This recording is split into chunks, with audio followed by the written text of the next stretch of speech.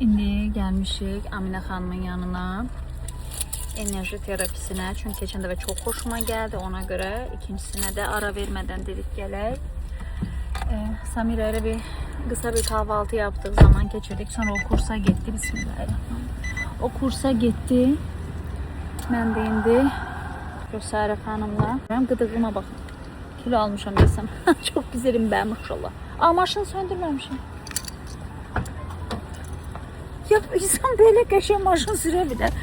Deyirəm də, mən deyirəm ki, mənim kimi yaxşı maşın, professional maşın sürən yoxdur.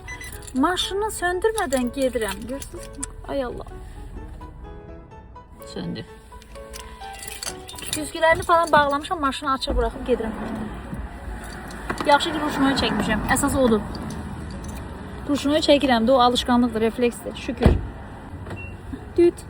Neyse, gedirik, öptüm.